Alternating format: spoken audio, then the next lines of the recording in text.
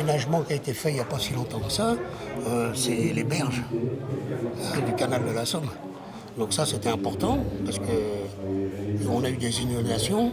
Je pense qu'effectivement, il faut aménager, structurer les berges, de façon à ce qu'on puisse peut-être développer, alors je ne sais pas si on peut dire ça comme ça, mais le tourisme fluvial. Le tourisme fluvial peut être développé. Ça me semble extrêmement important. Et toute valorisation grâce à un fleuve qui est quand même un bel... C'est un élément structurant, le fleuve. Il va structurer le territoire. Par exemple, moi je suis de Corbie, donc pourquoi pas faire Corbie-Amiens sur le fleuve? Ce serait intéressant. Alors effectivement, la vitesse ne serait pas là.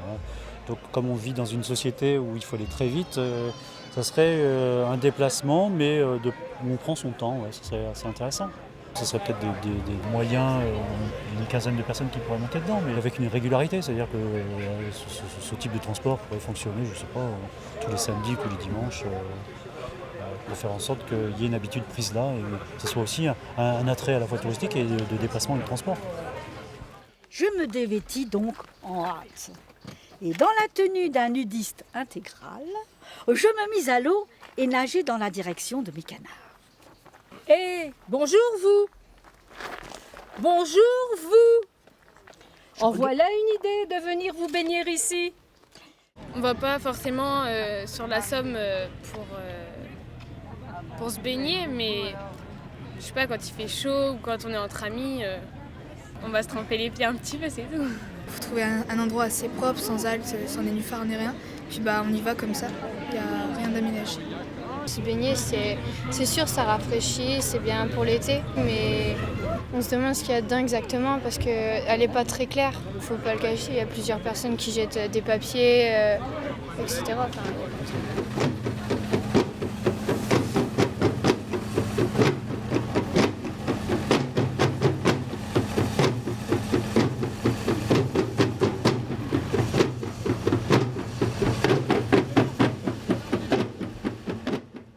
Je pense que le Conseil général devrait réhabiliter le transport péniche. C'est très important entre Corbie, puis pour regagner tout ça. Les péniches, c'est bien, ça charrie pas mal de tonnes. S'il y avait un transit trop important, je pense qu'il y aurait des problèmes autour de l'environnement. Donc peut-être que si on lance l'énergie renouvelable, je sais pas, j'imagine des bateaux solaires, peut-être qu'il y aurait une activité là-dessus. Mais je pense que pour l'habitant, le Samarien classique lambda, c'est surtout une activité sportive, environnementale, c'est ces choses-là qui sont déjà, j'imagine, conçues, mais il ne faudra pas faire sans eux. C'est-à-dire que c'est bien d'avoir des idées, mais il faut absolument associer la population parce que sinon ça sera, comme toute chose, dégradé parce que les gens ne se sentiront pas investis.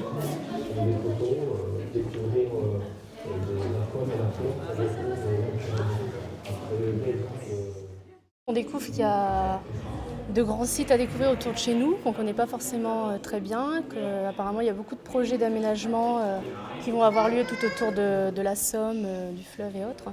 Donc que ce soit pour les cyclistes, les piétons, on voit que ça commence à bouger et puis à faire des sites agréables pour se balader et puis connaître un peu l'environnement qui nous entoure.